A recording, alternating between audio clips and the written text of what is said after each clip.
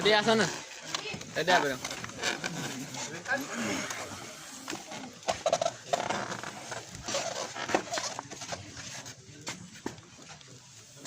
Tadi asana dia.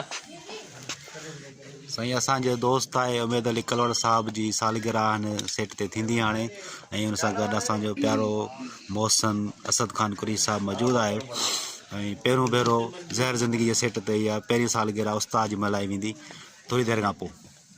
Thank U. हा अदा सालगिरह 50 जी मुबारक लख लख मुबारक हणी जो thank U sir. Golden jubilee ऐं उन खां पोइ हलूं था केक वारे पासे ऐं ॾिसूं था केक में असांजो दोस्त इम्तियाज़ सुहाग साहब केक सजाए रहियो आहे। उन सां गॾु आहे आज़म मैंगल साहब बहितरीन इंसान 50 बाबा ऐं 50 सालगिरह आहे ऐं ज़हर ज़िंदगी जे सेट ते ई तव्हांखे असांजो प्यारो भाउ दोस्त हा उमेद अली कलवड़ साहब अला हयाती ॾेसि ईअं ई नाला केक लिकाए छॾियो जहिड़ो केक इहा सेलिब्रेट कंदासीं। ऐं उन सां गॾु नंढड़ो महिर उर्फ सचल महिर मौजूदु आहे ऐं अज़ीज़ खंबराणी साहब मौजूदु आहे ऐं ॿिया बि दोस्त आहिनि ॿिया बि आहिनि अलाए नाला मूंखे कोन था अचनि।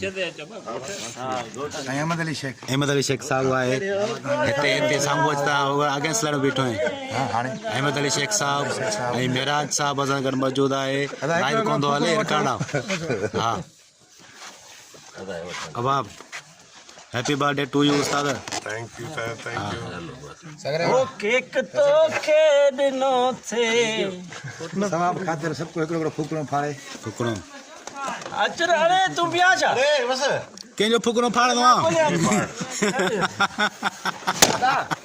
बब्बा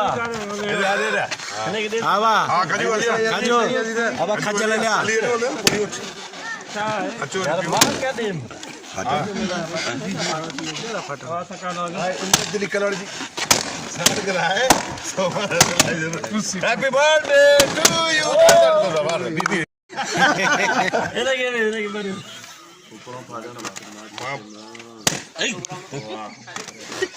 अब आए मां नहीं दो केक के बनी आवा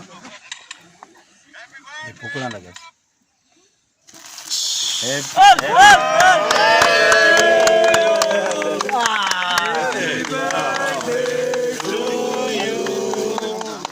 Happy birthday to you. Happy birthday.